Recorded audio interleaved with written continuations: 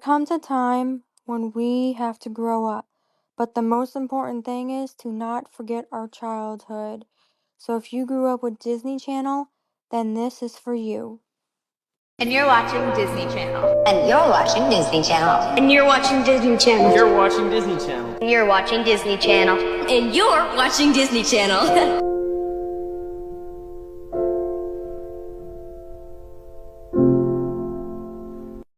And you're watching Disney Channel. Let's just say this might be the hardest murder mystery. We're going to be playing in third person as the twins. My name's Maddie. And she's... I'm Liv! Okay.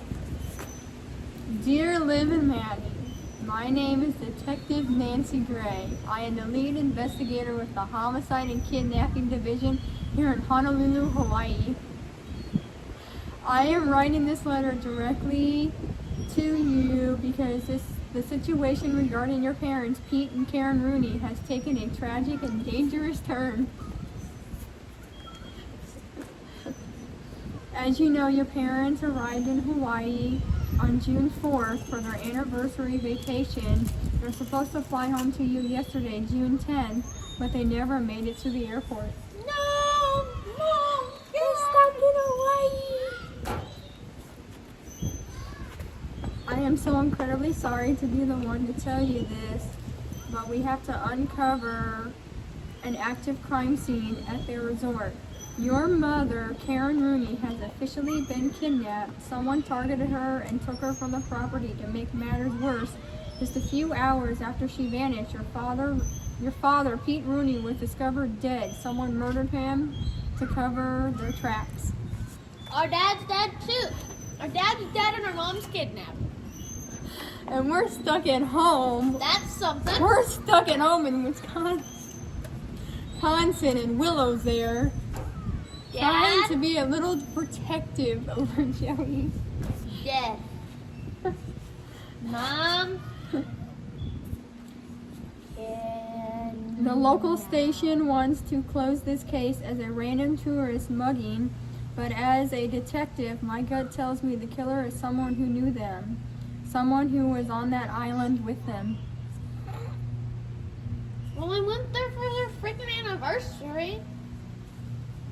Because you are all the way home, I need your help to practice. I'm sending you a secure package filled with everything we found in their hotel room, the airport receipts, the rental car logs, the hotel timeline, everything in the past 7 days. Please look over these papers. I need you to travel back to the very beginning of June 4th and look for any strange names.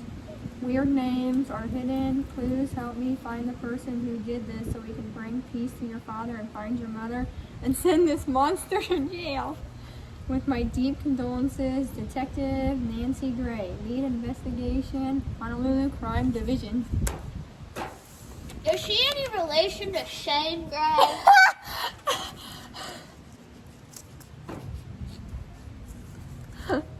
And That I don't know. Alright, now we have sent a message to Nancy Gray. So I'm going to read my part. sounds like she'd be his aunt. Or, Yeah. or his mom. Could be his mom. I don't know. He's pretty hot, so he's got to have a hot mom. Honolulu Police Department Criminal Investigation Division, 801 South Street, Honolulu, Hawaii. Date June 11, 2013. So this is the next day after we find out. Case file 2013 HI 9942, state highly convictional. To Liv and Maddie Rooney. This is me. And we don't have time for a Hollywood introduction, Liv. Our parents are in grave danger and the local police are completely dropping the ball. We need your lead skills to crack this case before it's too late. She's worried about a Hollywood introduction. Alrighty, we're going to keep going. We're going to keep reading. Oh, I could read? Mm-hmm. I know that. Yep, you gotta read your next section.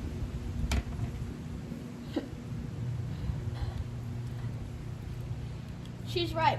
We're completely desperate. Back on June 4th, our parents, Pete and Karen, flew out to Honolulu, Hawaii. It was supposed to be a romantic 7-day vacation to celebrate their upcoming wedding anniversary. Just a peaceful break from us and our younger brothers, Joey and Parker. They were scheduled to fly back home yesterday, June 10th. Okay.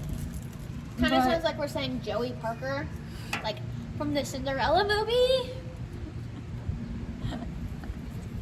But when we drove to the airport to pick them up, nothing. No luggage, no boarding passes, no sign of them anywhere. We knew instantly that something was terribly wrong. All right, so now. Wow, we flew all the way to the airport to go pick them up. And there was nothing. Don't worry, I have a lot of papers. We started digging immediately. Enclosed in the first package, we will find everything we managed to scrape together so far. The original airport tickets, the flight, the Honolulu check-in confirmation, the rental car receipt from their trip on paper. Everything looks normal, but we know it isn't. And yet, we got everything. I literally got probably 30 receipts Jeez. from everything.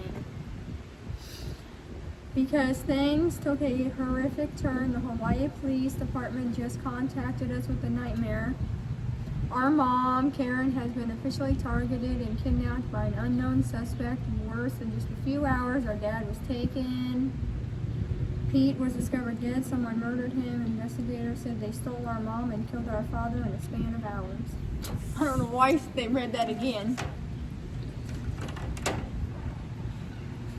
Where we had trapped thousands of miles away, utterly heartbroken and looking after our little brothers, who needs you to look through these timeline receipts to find out who did this to our parents and a girl, plus send them to jail.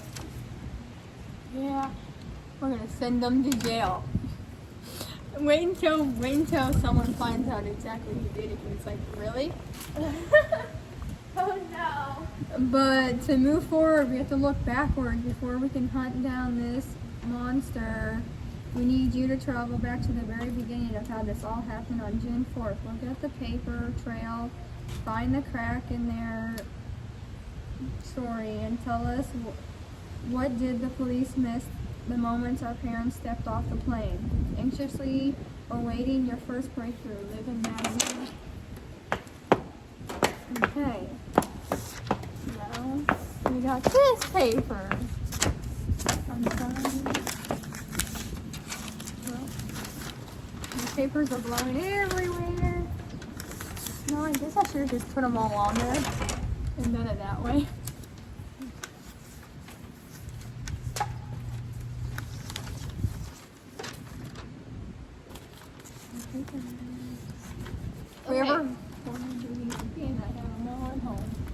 Here we got the official missing persons report. Case file number 2013 MP 5511. Report date June 10th, 2013. Filed at 10 p.m. Missing individual. Karen Rooney. Age 48. Blonde hair! Don't ask my. Blue eyes. Last seen June 10th, 2023 at approximately 9:30 a.m. near the resort's beachfront pathway. Reported by hotel security and neighboring guest complaints. Investigation summary. Ground units searched the entire 201 Oa Avenue property. Victims' personal belongings, including a newly purchased bottle of sunscreen from the ABC store, were found abandoned near the room entrance. Footprints in the sand suggest a brief struggle took place before the victim was forced into an unidentified vehicle in the resort parking lot. Critical detective notes. A ransom note demanding $50,000 was found inside the adjacent room. Due to the rapid escalation and the subsequent homicide of her husband, Pete Rooney, this is now being treated as an active, high-priority abduction. The suspect has internal knowledge of the victim's daily beach schedules. Okay. So we've got a ransom note. Okay, someone wanted $50,000. Yeah? I wonder who. Wonder who? I mean, they should already have money. Oh yeah, I'll just use my magnifying glass. Because we're gonna need that later on, because some of the receipts in here are like, Very small. yeah, so I'm gonna put a couple of these pictures in here. Now while she does that, I'm gonna step out this way. It's not cold. Alright, the papers are all ready. They're flapping in the wind.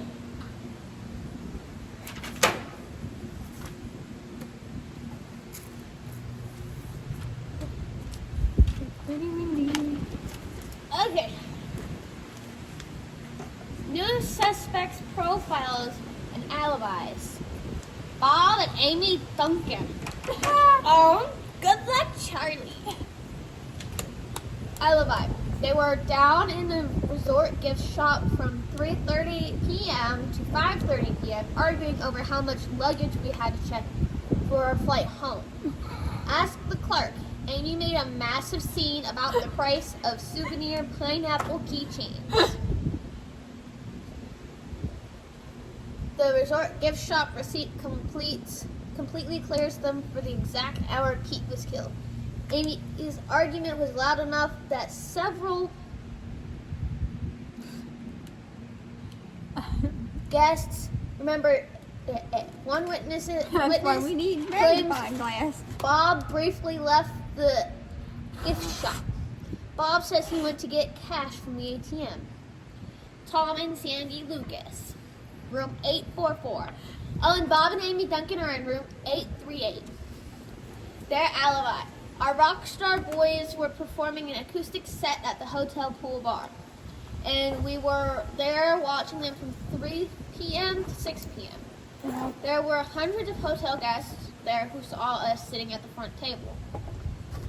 Why they are innocent? Yep, and I actually brought some items from each victim.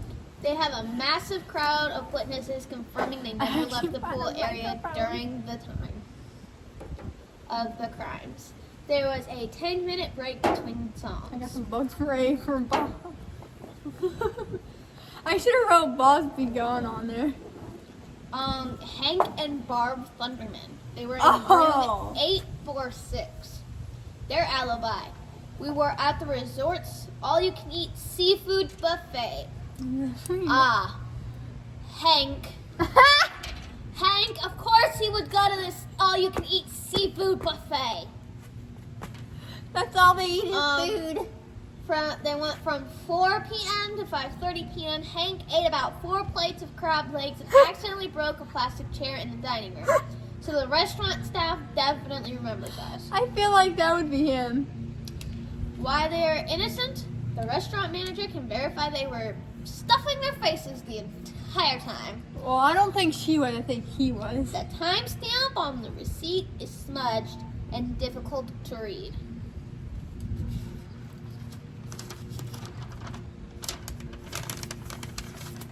Okay, Honolulu Police Department, criminal record and profile.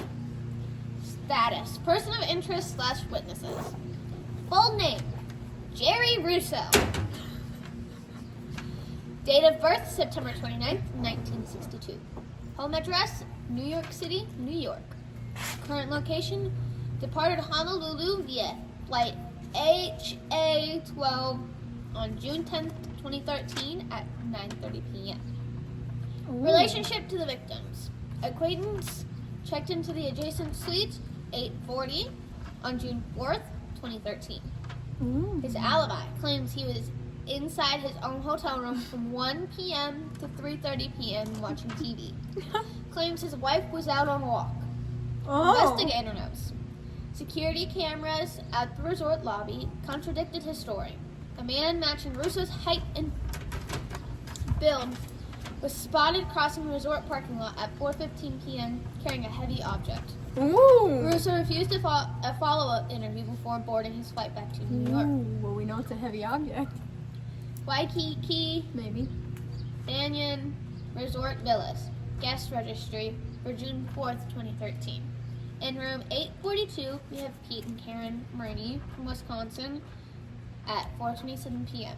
We've got room 840 with Jerry and Teresa Russo from New York City, New York at 3 p.m. We've got room 838 with Bob and Amy Duncan from Denver, Colorado from 3:45 p.m. Room 844 hosts Tom and Sandy Lucas from New Jersey at 6 p.m. That's kind of late. And last, we got room 846 hosting Hank and Barb Thunderman from Hiddenville at 4:20 p.m. Man, they all kind of arrived at the same time, except the other one, they arrived at 6. Next, suspect profile sheet. Bob Duncan.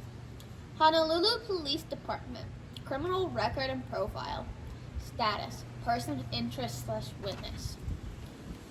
Full name, Bob Duncan. Home address, Denver, Colorado. Current location, in room 838, the adjacent suite. His alibi. Claims he was in the resort gift shop from 3:30 to 5:30. Arguing over bandage fees and buying a souvenir pineapple keychain. They're still arguing over that. Investigative notes.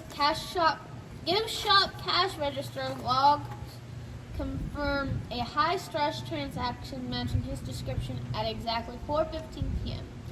Alibi is verified. Suspect profile sheet for Tom Lucas, Honolulu Police Department, criminal record and profile. He's a person of interest or witness. Full name, Tom Lucas. Current home address, New Jersey. Current room location, 844 adjacent suite. Alibi provided. He claims he was sitting at the front table of the hotel pool bar from 3 p.m. until 6 p.m. watching his sons play a live acoustic set. Investigative notes. And there's their microphone. Poolside security staff and multiple hotel guests confirmed his presence at the front table during the entire performance. Alibi is verified. Suspect profile sheet for Hank Thunderman. Full name, Hank Thunderman. Lives in Hiddenville. Current location is in room 846, adjacent suite. Alibi provided. He claims he was at the resort's all-you-can-eat seafood buffet from 4 to 5:30, eating plates of crab legs. And then he broke a chair. Investigative notes. The restaurant manager confirmed Hank was there because he accidentally broke a plastic chair at 4:45 p.m. His alibi is verified. He ate too many crab legs, so he broke. Why are they plastic, though? That's a good question. Why would you have plastic when you know there's a person that's going to eat a whole crap load of crab? Good thing his kids wasn't there. I can't imagine what his kids was doing at home. Yeah. Imagine what freaking Max was doing. I have no idea. That's freaking scary to think of. Max home alone? Max is home. Max being home alone is not a good idea. He's gonna try and free the fucking supervillain. Can't wait to see the next movie. Okay.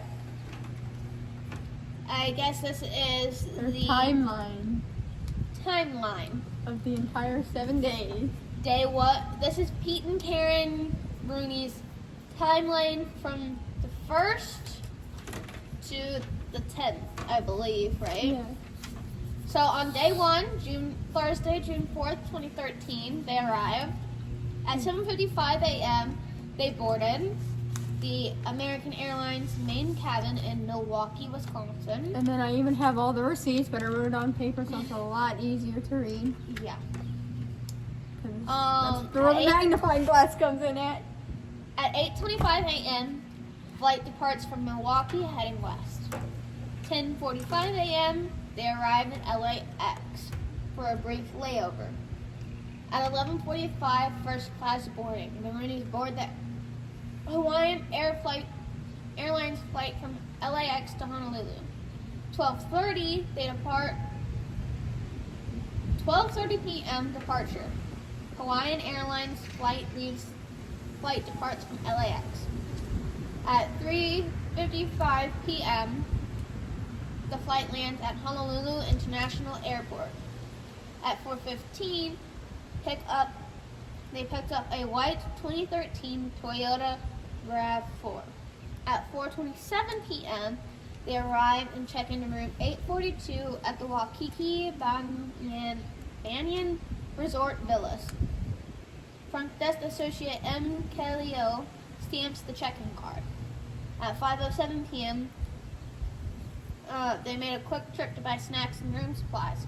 At 6:48, an evening meal at the famous It's gonna be a lot to read.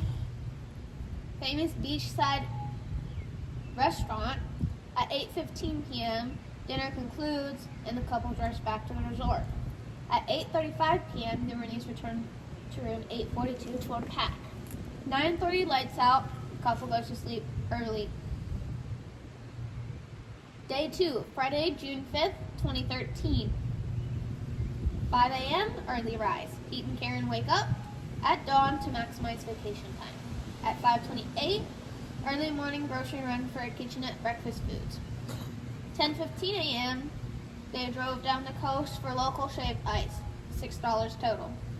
Afterwards, they park and go for a relaxing 2-mile walk back to the villa area. From 10:30 to 12:45, both sleep for 2.5 hours to recharge. At 1:03 p.m., the lunch at the counter for custom-built burgers. From 2:45 p.m. to 4 p.m., they explored 20-plus local vendor booths on a full stomach at KCC Farmers Market. At 4:20 p.m., they stopped to top off the Toyota RAV4 fuel tank. From 5 p.m. to 8 p.m., dinner and traditional show. Witness note: the Duncan family, Lucas family, and the Thunderman family were all confirmed present at the same luau. Ooh!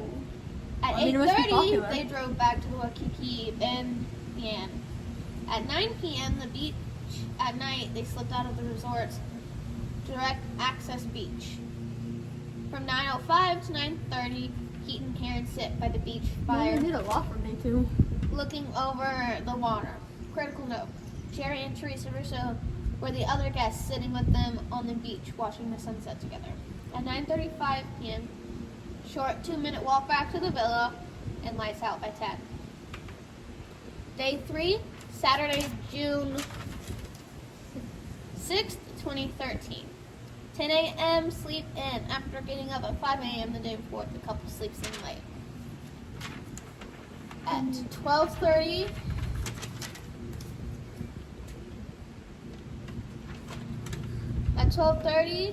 they take a midday trip to explore the island.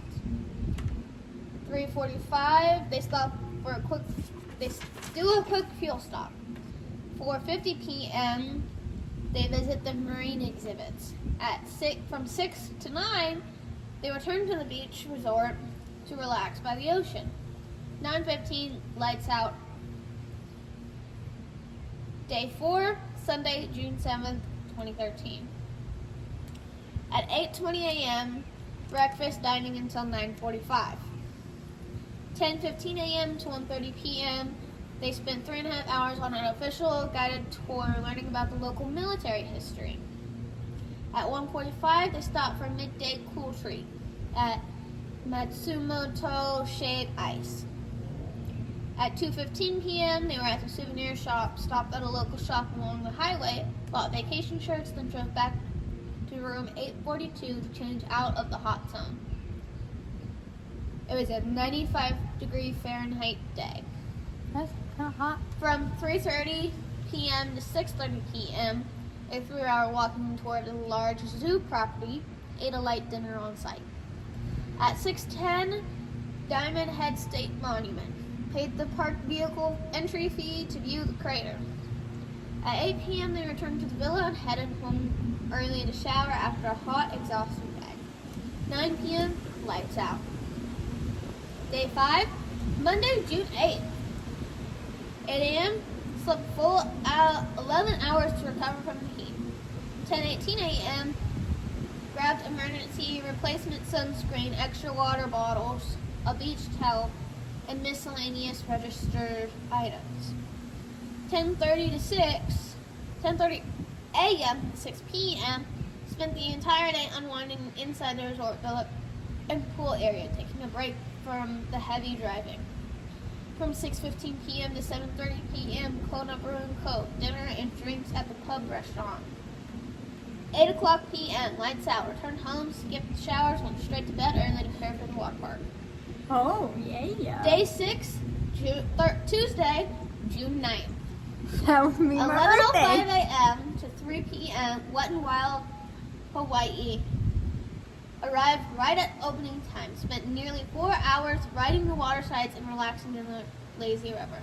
Note, Karen accidentally leaves her bottle of sunscreen behind at the park. At 3:35 p.m., Matsutoa Shaved Ice, their third stop at their favorite shaved ice stop. From 3:50 to 5:50, the beach trails discovered a coastal trail near the beach and went on a long 2-hour nature hike. At 6:10, they returned to the vehicle and walked 20 minutes back to their parked Toyota RAV4. At 7:15, dinner at Duke's, returned to Duke's, Hawaii for a late night dinner. I would like to go to Hawaii. It sounds fun. It looks like they had fun. Yeah. I mean, I try to make it accurate. I actually had to look up places. At 8:45, Paradise Cove photo pickup drove back to the luau grounds to pick up their 2 official souvenir anniversary photos from day 2. At 9:35 p.m., Tropical Smoothie Cafe, stop for a late night fruit smoothie. Ooh, that At sounds 10:15 good. a.m., ABC Stories by Kiki. Karen remembers tomorrow will be a scorching 105-degree day. Gee. And that they want to see the sunrise. Even though Pete says they leave tomorrow, Karen insists on buying a replacement bottle of sunscreen for their final morning beach trip. It's like the third time you bought sunscreen. 10:45 p.m. returns to room. 8:42 headed upstairs to pack their bags. 11:30 p.m. lights out. Slept late on their final full night. Day 7, Wednesday, June 10th. 4 a.m. early rise. Pete and Karen Rooney wake up early after only a few hours of sleep to catch the sunrise. 5 a.m. the sunrise. Pete and Karen headed down to the resort to watch their final Hawaiian sunrise together. At 6:45 a.m., Leonard's Bakery. Pete drives to grab hot coffee and fresh bakery items. They head back to their room to pack. 9:30 a.m., crime window begins. Karen Rooney vanishes from the resort property. Jerry Russo secretly kidnaps her and hides her away. Okay. Maybe that was not supposed to be read because I didn't even read those papers. I just printed them out. 9:45 a.m. Island-style souvenir. Jerry and Teresa Russo are logged purchasing last-minute gifts at the local souvenir shop. Let's just pretend that we didn't hear the Jerry Russo information. Yeah, I don't know why that's there. Yeah, you blame the stupid internet AI because it's... Yeah, we'll blame that. They suck. How are they supposed to be AI people in the world when they can't do their job right? At 11 a.m., crime window continues. Pete realizes Karen is missing. He panics, confronts Jerry, and threatens to call the police. Jerry follows Pete back to room 842 and uses the... Wait, I don't know if you're supposed to read that. Okay, let's move on. I'm moving on. I'm not finishing that. We're moving on. At 12:10 p.m. at the airport cafe, the Russos arrive at Honolulu International Airport early. They stop at the terminal cafe. One orders a turkey sandwich, the other gets chips. Don't mind that. It's fireworks. I need to get some more. But they buy 2 waters. At 1:35, flight boarding. Jerry and Teresa board their flight back to New York. 2:15, flight departure. The Russos' plane departs Honolulu, leaving the crime scene behind. At 7:30 p.m., the discovery. Why are we supposed to read? Resort security discovers Pete Rooney's body in room 842. The Rooneys never made it to their afternoon flight. I was like, you better not say what the evidence is. Okay, I think that evidence was a little too much. Okay, the tickets.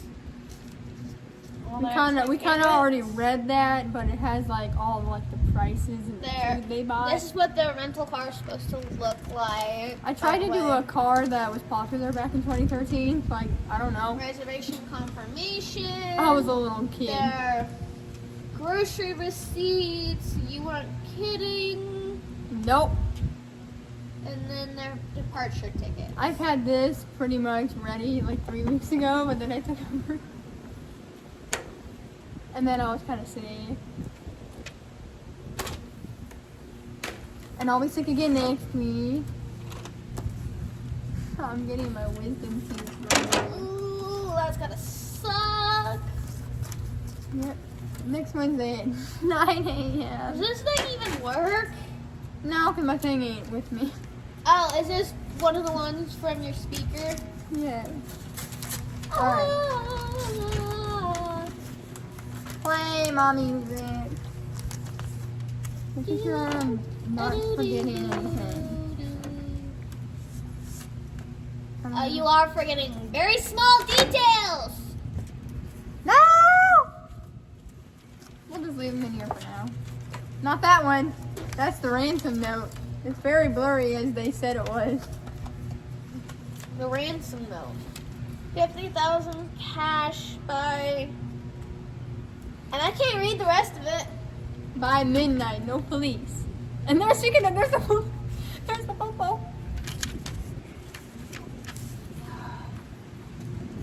We'll put that there. Yeah, that's for little Maddie to read. This is kind of hard because we're at home and our parents are in Hawaii. Stuffed. So...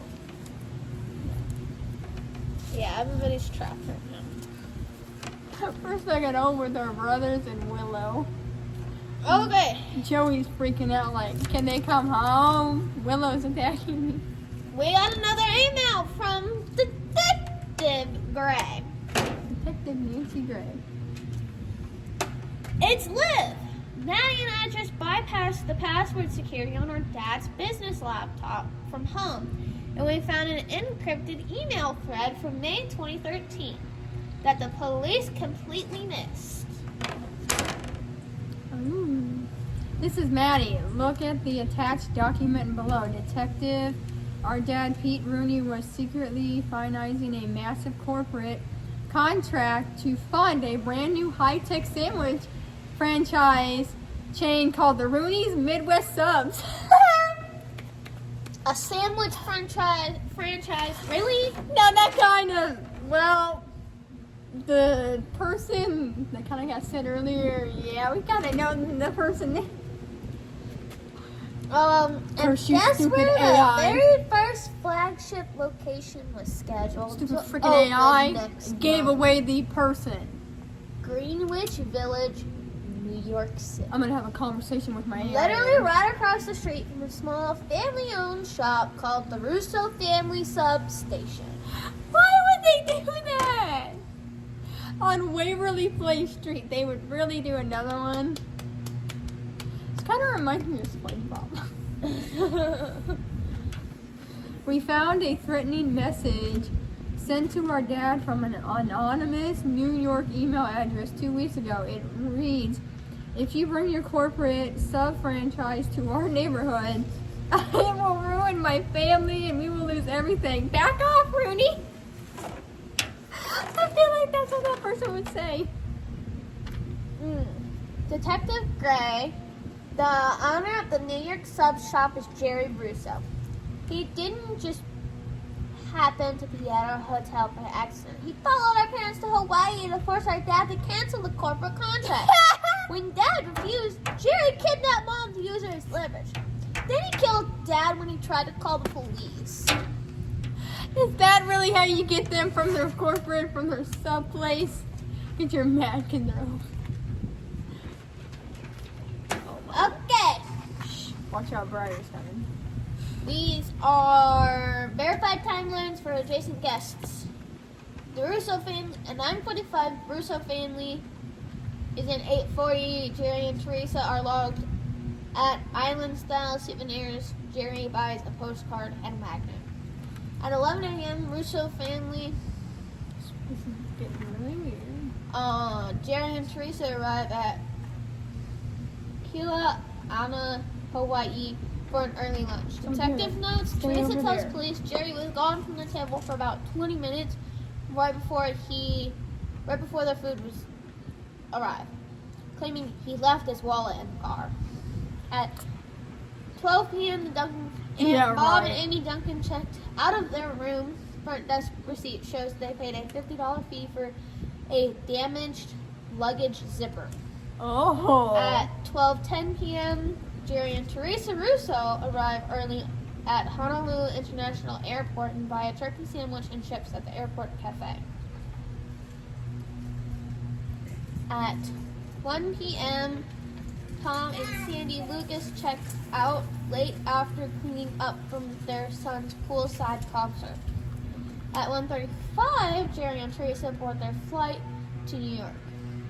At 2:30, Hank and Barb check out. I didn't know his name was Bob. Hank spent an hour searching for the resort, lost and found for a missing piece of clothing. Now watch out, the police is driving by.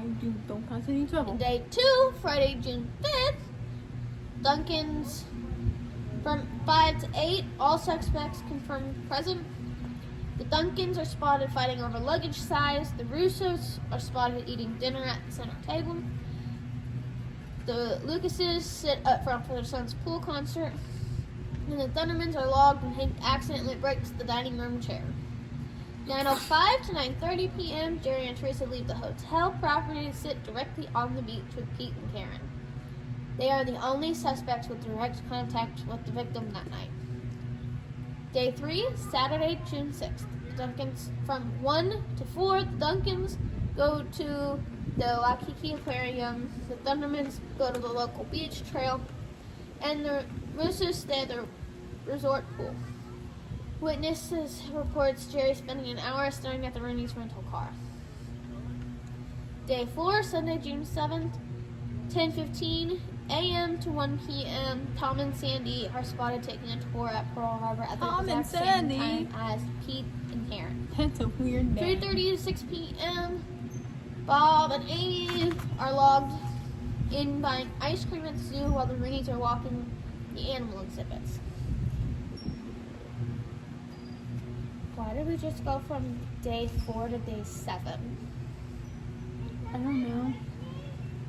Day 7, Monday, June 10th, the crime timeline. Apparently they did nothing those other days. Probably just go to the beach. I mean, that's what Hawaii is known for. That's what I would do. At 9:45 a.m., Jerry and Teresa Russo are logged at Island Style Souvenir. Jerry buys a postcard and a magnet. This is right after Karen vanishes from the beach pathway at 9:30 a.m. At 11 a.m., Jerry and Teresa Russo arrive at Kauai, Hawaii for an early lunch, crucial lunch gap. Teresa tells police Jerry left the table for 20 minutes right before their food arrived, claiming he left his wallet in the car.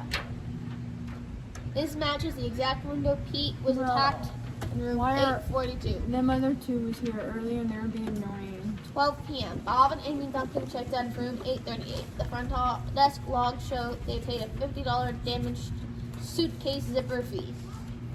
At 12:10, Jerry and Teresa Russo arrived at Honolulu National Airport and buy a turkey sandwich and chips at the airport cafe. Tom and Sandy check out late from room 844 after cleaning up from the poolside concert. At 1:35, Jerry and Teresa board their flight back to New York. At 2:30, Hank and Barb check out of their room. Hank spent an hour searching the resort for a lost piece of clothing. Alright, and Crime scene here's some report. pictures of the evidence. Okay, room card, and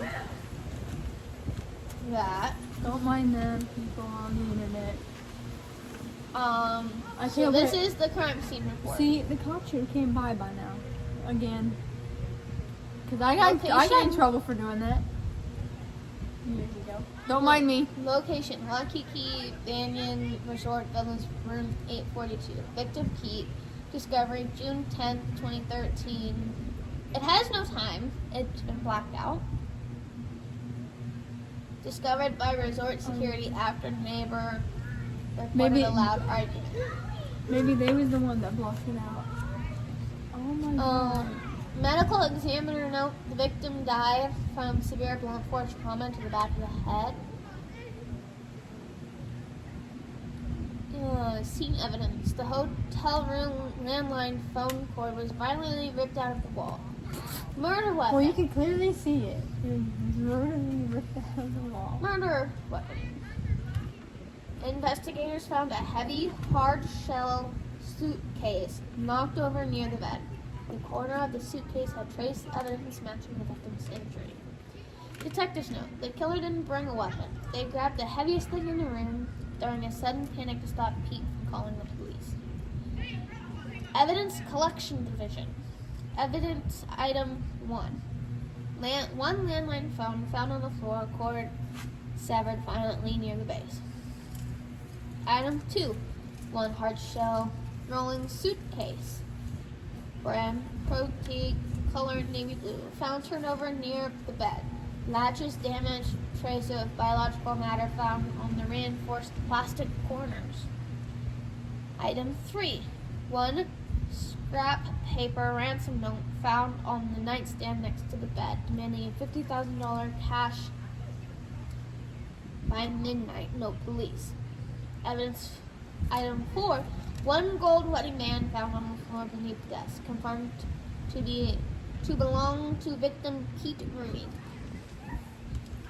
Item 5. One resort key card found slipped between the mattress and box spring of room 842.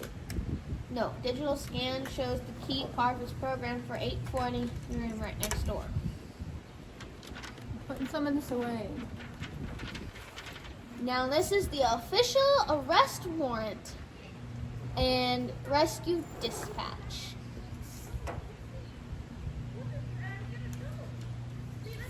Honolulu Police Department, Multi-Agency Task Force, Case File 213 HI 9942. Date June 11th, 2013. Status executed. Notice of arrest. Target individual. Don't mind the noise. y'all. Jerry Russo from New York, New York. Oh, good. There's the police. Charges filed: first degree homicide. Victim Pete Rooney. Aggravated kidnapping. Victim Karen Rooney. Extortion and tampering with evidence. Oh, why would you Execution just of do warrant. that? He was literally waving. He was Federal literally waving at the Agents police. intercepted the suspect at JFK International Airport. Immediately upon his flight landing from Honolulu, the suspect was taken into custody without incident. He is being held without bail and is officially you going to got- federal Why are prison. they coming over here? He is being held without bail and is officially going to federal prison. Victim rescue update. Location of discovery. In a remote abandoned sugar mill facility 3 miles down the coast from the Rocky Mountain, Missouri.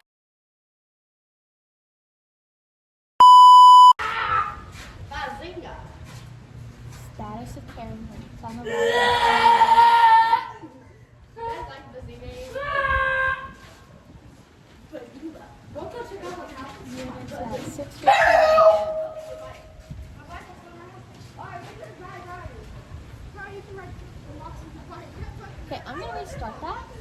Victim rescue update. Location of discovery: a remote abandoned sugar mill facility 3 miles down the coast from the Waikiki Banyan Resort. Status of Karen Rooney. She was found alive by Honolulu SWAT and units at 6:15 a.m. Medical status: the victim is currently undergoing medical evaluations at Queens Medical Center. She has sustained a few minor physical injuries and is visibly shaken up, but she is officially safe, stable, and expected to make a full recovery. Closing detective note. This rapid resolution was made possible by the digital intelligence provided by the victim's daughters, Liv and Maddie Rooney. Their discovery of the encrypted financial threat regarding the substation restaurant rivalry on the victim's laptop provided the definitive link to the suspect's final motive. Case referred to federal prosecution.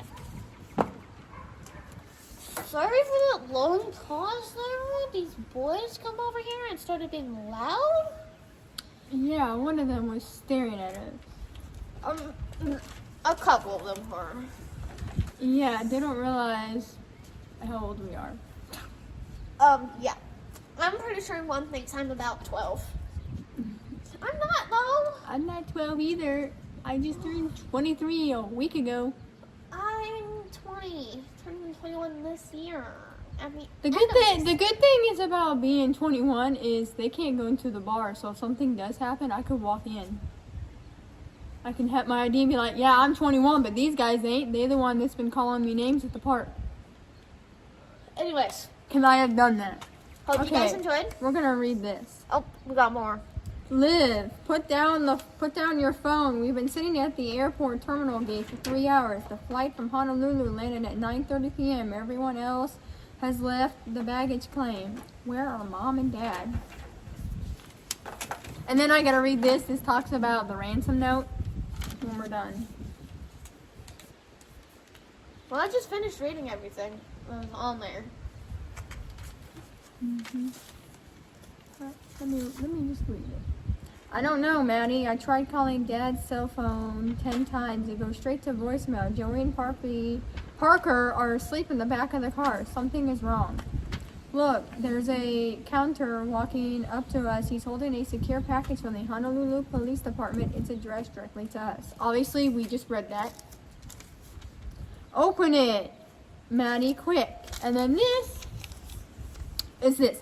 Jerry Russo didn't want the money because he was greedy. He needed exactly $50,000 to pay off emergency business loan or overdue back taxes on the Russo family substation to keep it from being shut down by the bank. He used the kidnapping as a despite final way to get the exact amount of cash he needed to save his restaurant. Wow. He has to pay money for his freaking restaurant, and he's also mad because they want to open up a station next door. So he slaps him with a freaking suitcase.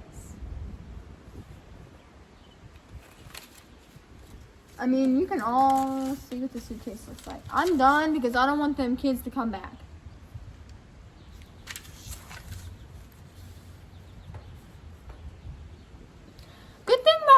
The good thing is my brother Adam ain't here, because if he was, he would have came down and slapped some butthole into them.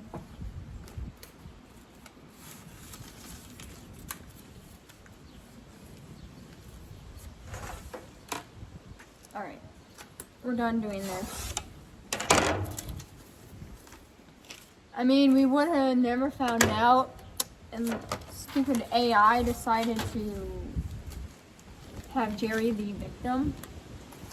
I read it all.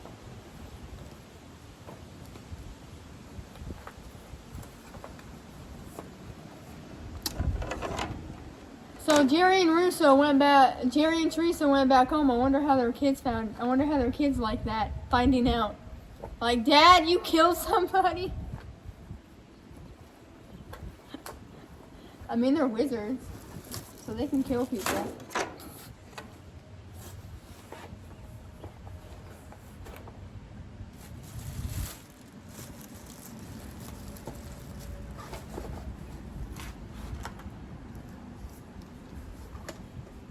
Alrighty, goodbye.